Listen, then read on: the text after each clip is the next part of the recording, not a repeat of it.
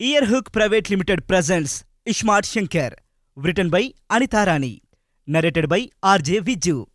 ISmart Shankar episode 10. Ismart computer. గా రోజు ఆకాశమంతా మబ్బుపడ్డది. సాయంత్రం 6 గంటలకే పొద్దుగూకినట్టయింది. సుజాత కాలుగాలిన పిల్లి లెక్క ఇంట్లకు బయటకు తిరుగుతా ఉంది. మధ్య మధ్యలో ఫోన్ చేస్తూ ఉంది. ఆన్నించి ఫోన్ ఎత్తులేదు. గప్పటి సంధి గా తిరుగుడంతా రాజేశం సమ్మక్క చూస్తూనే ఉన్నారు. గామె ఎందుకట్లా తిరుగుతుందో గాళ్లకు ముందుగానే తెలుసు. కొడుకు 1 గంట ఇంటికి వచ్చాడు లేట్ అయితే చాలు లోపల పరేషాన్ అవుతూ ఉంటుంది. వీళ్ళు తిడతారన్న భయానికి సుత బయటపడదు సుజాత. గందుకే పుత్రరత్నం ఇస్మార్ట్ శంకర్ గూటికి ఇంకా రాలేదని తల్లి బాధపడుతుంది. గడియారం రాత్రి 10 కొట్టింది. గప్పుడే ఓలో పెద్ద దర్వాజా తలుపులు కొట్టినట్టు సప్పుడు వినబడ్డది. గంతే సుజాత టక్కున లేచి దనదన పోయి తలుపు తెరిచింది. ముందట చూడంగానే అలసిపోయిన శంకర్ కనబడ్డాడు. ఆడు లోపలికొచ్చి గాడున్న సోఫాలో గులబడ్డాడు. జప్పన పోయి మంచినీళ్ళు తెచ్చిచ్చింది సుజాత. ఏమైందిరా గంత అలిసినట్టు కనబడుతున్నావు? ఏడిపోయినావు? ఫోన్ చేస్తే ఎత్తవు, తిరిగి కాల్ చేయవు. ఇంట్లో నేను ఎంత పరిచయం అవుతున్నావు నీకు తెలుసు కదా అని అడిగింది సుజాత. అదంతా ఇన్న తర్వాత శంకర్ ఒక్కపారి గాలి పీల్చుకున్నాడు. మమ్మీ, నేను సీరియస్గా డిస్కస్ చేస్తున్నప్పుడు ఫోన్ ఎట్లెత్తుతా చెప్పు? తిరిగి కాల్ చేద్దాం అనుకుంటే నువ్వు వంటవనుకున్నా. నువ్వు నేను వచ్చేదాకా నిర్తవు అని నాకేం తెలుసు చెప్పు? నువ్వు పరిచయం అవుతావు అని తెలుసు అనుకో, కానీ వచ్చినాక గిట్ల ప్రశ్నలు వేసి చంప ప్లీజ్. తలకాయ బాగానే వస్తుంది, జరంత కాఫీ పోయరాదు అని ఆవులించుకుంటూ అడిగిండు శంకర్. గదిన్న సుజాత ఆడంక సీరియస్గా చూసింది. ఏందిరా తిండి తినే ఏలకు కాఫీలు సేయాలు తాగితే మళ్ళీ ఆకలేడవుతుంది, నిర్తసుత రాదు. గప్పుడు గా సెల్లొత్తుకుంటా రాత్రంతా కూర్చుంటావు, ఇక పొద్దుగాల నిన్ను లేపనికి మేము చావాలా అని అన్నది సుజాత. దానికి ఓ సూపు చూసిండు శంకర్. గా సూపును అర్థం చేసుకున్న సుజాత మళ్ళీ మాట మాట్లాడకుండా వంట రూమ్లకు పోయింది. 5 నిమిషాలలో కాఫీ తెచ్చి శంకర్ గారి చేతిలో పెట్టింది. గప్పటికే ఆడు ఆయన దగ్గరున్న ల్యాప్టాప్ తెరిచి ముందరున్న టేబుల్ మీద పెట్టిండు. గది చూసిన సుజాత పరేషాన్ అయింది. ఏందిరా గీ డబ్బా విచిత్రంగా ఉంది అని దాన్ని చూసి అడిగింది సుజాత. గప్పుడు నవ్విండు శంకర్. మమ్మీ, ఇది డబ్బా కాదు, దీన్ని ల్యాప్టాప్ అంటారు. దీంట్లో దునియా మొత్తం ఉంటుంది. ఈ దునియాలో ఏ మూల ఏమవుతున్నదో ఈడుండే తెలుసుకోవచ్చు. గంతేకాదు, ఇంతకు ముందు ఏమైందో సుత ఇది చూపిస్తుంది. ఉత్తగా ఈ బటన్ ఒత్తితే చాలు మనకన్నీ తెలుస్తాయి. గిట్ల సినిమాలు, పాటలు, పద్యాలు, ముగ్గులు, వంటలు, దావకానాలు అన్నీ ఉంటాయి. దాంతోపాటు సచ్చిన పుచ్చిన పనికి మాలిన ముచ్చట్లు సుతుంటాయి అని చెప్పిండు శంకర్. గా మాటలు వినుకుంటా ల్యాప్టాప్ను సంబురంగా చూసింది సుజాత. అవునారా? అంటే ఈ సెల్ ఫోన్లో వచ్చేటివన్నీ దీంట్లో వస్తాయి అంతే కదా అని అడిగింది సుజాత. దానికి సుజాతను ఆశ్చర్యంగా చూసిండు శంకర్. మమ్మీ, ఏమో అనుకున్నా కానీ నువ్వు సుత నాలేక స్మార్ట్ మమ్మీ అవుతున్నావు అని అన్నాడు. గింతల వెనక నుంచి సమ్మక్క మాటలు వినబడ్డాయి. గదే మరి, తల్లి కొడుకులు ఇద్దరు ఓలనోళ్ళను నువ్వు ఊసారంటే నువ్వు ఊసారని మీకు మీరే డప్పు పట్టి చెప్పనీకి ఇంకెవ్వలేరు అని ఎటకారంగా అన్నది ముసల్ది. బా, ఈ ముసల్దాని సేవలు పాము సేవలు, ఈ ముసలిది ఇంకా వండుకోలేదా? నేపాలోడి గూర్ఖా కంటే ఎక్కువ ఉన్నది అని మనసులో అనుకున్నాడు శంకర్. ఏందే నాయనమ్మా, నువ్వు సుత వండుకోలేదా ఏంది అని రాణి నవ్వుకుంటూ అడిగిండు శంకర్. దానికి ముసల్ది మిర్రి చూసింది. ఏంది నీకు తెలియదా? నువ్వు రాత్రి దాకా బజార్ల పూడి తిరుక్కుంటా కొంపకు లేటుగా వస్తావు. నువ్వు వచ్చేదాకా మా పానాలు పుంజం అంటాయి, ఇక నిర్తీరబడుతుంది అని నెత్తంతా నోరు పెట్టుకొని ఉరింది ముసల్ది. ఆ ఒర్రుడు చూసి శంకరు చెవులు మూసుకున్నాడు. నాయనమ్మా, ఇప్పుడు రాత్రి 11 కొడుతుంది. నువ్వు నీ కంచు కంఠంతో ఇట్లా లొల్లి పెట్టినావనుకో, గదిన్న ఈ ఆరగట్టలంతా తెల్లారిందనుకొని లేస్తారు. జరంత పైలం అని బాధగా ముఖం పెట్టిండు శంకర్. గా మాటలకు మస్తు కోపం వచ్చిన ముసల్ది ఏం మాట్లాడకుండా ఆమె రూమ్లోకి చక్కగా తోవబట్టింది. ఆ ల్యాప్టాప్ను చూసిన సుజాత ఒక పారి సోంచాయించింది. అవురా, గిదీంతో నీకేం పని? పైసలన్నీ ఖరాబ్ చేస్తావు, అన్ని పూజలు ఖర్చులు పెడతావు అని ఇసుక్కున్నది సుజాత. దానికి శంకర్ నువ్వు సుత నన్ను అంటవా అన్నట్టు చూసిండు. మమ్మీ, ఏం పని చేసినా దానికి అంకలు పెట్టినాక మాసంటోళ్ళు ఏం కావన్నే? మీరు చెప్పిన ఎంత పనికి మాలిన పని అయినా గొప్పగా చెప్తారు. గదే మేము చేసినామనుకో, గదెంత మంచిదైనా కామెంట్ చేస్తారు. మొన్నటి దాకా ఏదో ఓ ప్రయత్నం చేస్తూనే ఉన్నా, గవన్నీ వేస్ట్ అనిపించినాయి. గియాల ఏదో చేయనీకి ఓ ఐడియా వచ్చింది. మేము నలుగురం తలోటి గిసొట్టి డబ్బా కొన్నాం. రేపు పొద్దుగాల సంధి మేము నలుగురం కలిసి ఈ కంప్యూటర్ కోచింగ్ సెంటర్ పెడదామని చూస్తున్నాం. గీడున్న పొలగాళ్లకు ఈ కంప్యూటర్ గురించి కోచింగ్ ఇప్పిస్తాం అని చెప్పిండు. దానికి సుజాత ముఖం అంతా ఎట్లనో పెట్టింది. నువ్వు ఇప్పటికే ఉత్తగా ముసలోళ్లకు లేబర్ గాళ్లకు ఉత్త పుణ్యానికి చదువు చెప్తున్నావు. ఇక ఇది సుత మొదలు పెడితే గడియ రికా ఉండదు, గవ్వ ఆమ్దాని ఉండదు నీకు అని సిరాకు పడ్డది సుజాత. దానికి ఆడు ఫీల్ అయిండు. అయ్యో మమ్మీ, ఇది అసంటోళ్ళకి చెప్పేది కాదు, ఇది కోచింగ్ సెంటరు. గిడ ఈ కోర్సు నేర్చుకోనికి పైసలు కట్టాలా, గా పైసలతోని ఈ చదువు చెప్పే సార్లకు జీతాలు ఇవ్వాలా. గట్ల మెయింటైన్ చేస్తేనే ఏమైనా బరకతుంటుంది. మళ్ళీ ఏనో పోయి షటర్ తీసుకున్నాడు, దానికి కిరాయి కట్టుడు, అవన్నీ మళ్ళీ పరిశాన్ చేస్తాయి. అందుకే మన ఇంటి మీనున్న గా 2 రూమ్లలో ఈ కోచింగ్ సెంటర్ పెడతా. రేపటి సంది పాఠాలు చెప్పనీకి ఆడికే ఓ మాస్టర్ వస్తాడు. ఎట్లుంది నా స్మార్ట్ ప్లాన్ అని నవ్వుకుంటూ అడిగిండు శంకర్. దానికి సుజాత ఓ పారి ఏం మాట్లాడకుండా గమ్మునున్నది. అరే శంకు, నువ్వు చెప్పిందంతా మంచిగానే ఉన్నది కానీ మన నోరాడినట్టు నొసలాడదు. నువ్వే చూడు, నీకు గిన్ని తెలుసు, తెలివి ఉన్నది, ధైర్యం ఉన్నది. నువ్వు చేసే పనులన్నా మంచిగానే ఉన్నాయి. ఏవేవో పనులు చేసుకుంటూ సంపాదిస్తున్నావు. కానీ ఇంకెన్ని దినాలు కొలువు లేకుండా గిట్లుండు అని బాధపడింది సుజాత. దానికి ఆడు అర్థమయ్యేటట్టు చెప్పిండు.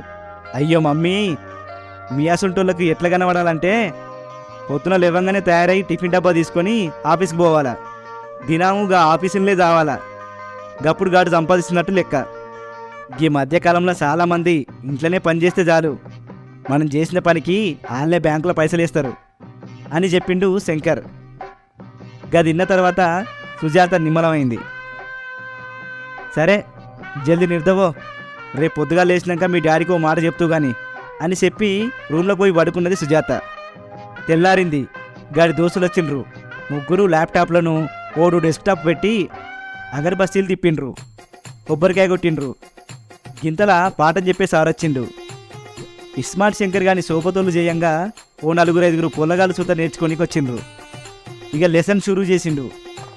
ఓకే, ఇప్పుడు కంప్యూటర్ గురించి కొంత సమాచారం తెలుసుకుందాం. నేను కొన్ని ప్రశ్నలు అడుగుతా, దానికి ఏం భయపడకుండా సమాధానం చెప్పుండి అని అన్నాడు కంప్యూటర్ సార్. పొల్లగాళ్ళు సరేనని తలూపిండ్రు. కంప్యూటర్ని చూపించిండు సారు. దీన్ని ఏమంటారు మీకు తెలుసా అని అడిగిండు కంప్యూటర్ సారు. గింతలా ఓ పొల్లగాళ్ళు లేచిండు. అవు సార్, నాకు తెలుసు, దీన్ని కంప్యూటర్ అంటారు అని చెప్పిండు ఆ పొల్లగాడు. ఇక కంప్యూటర్ గురించి అసలే తెలియని ఓ పొల్లగాడు అది విన్నాడు. అవురా, ఈ కంప్యూటర్ ఏందిరా అంటే ఏమన్నా మోరీలు గిట్లా మంచిగా చేస్తుందా అని అమాయకంగా అడిగిండు. దానికి మొదటోడు పిస్సోడ్ని చూసినట్టు చూసిండు. అరే పిస్సోడా, దేనికేం చెప్తున్నావురా? గది మోరీలు మంచిగా చేసే దాని తీరు కనబడుతుందారా? నోరు మూసుకో అని అన్నాడు మొదటోడు. గిదంతా పక్కనున్న 3వ చెవిలో పడ్డది. ఎహే ఆగుండ్రి, దాని పేరులోనే కంపు అని ఉంది, గందుకే గాడట్లా అనుకున్నాడు, ఇలా తప్పే ఉంది అని 3వ అడిగిండు. ఇక రూమ్లో గుసగుసలు ఎక్కువగానే సార్ ఒక పారి గట్టిగా చెప్పిండు. ఏయ్ ఆగుండ్రి, ఏం లొల్లిది? బాబు, దీన్ని కంప్యూటర్ అనరు, కంప్యూటర్ అంటారు అని సరిచేసిండు సారు. సరే, ఇక దీన్నేమంటారు అని మౌస్ను చూపించి అడిగిండు కంప్యూటర్ సారు. అది తెలుసని మళ్ళా మొదటోడే చెయ్యి లేపిండు. ఆన్ని లేచి నిలబడి చెప్పమన్నాడు. ఆడు లేచి నిలబడ్డాడు. దాన్ని మౌస్ అని అంటారు సార్ అని మొదటోడు చెప్పిండు. కింద కూర్చున్న ఇద్దరు మళ్ళా చెవుడు కొరుకున్నారు. గిదేందిరా, మౌస్ అంటే కేలా కదా, కేలా అంటే కదేరా అరటి పండ్లు అని అన్నాడు 2వ ఓడు.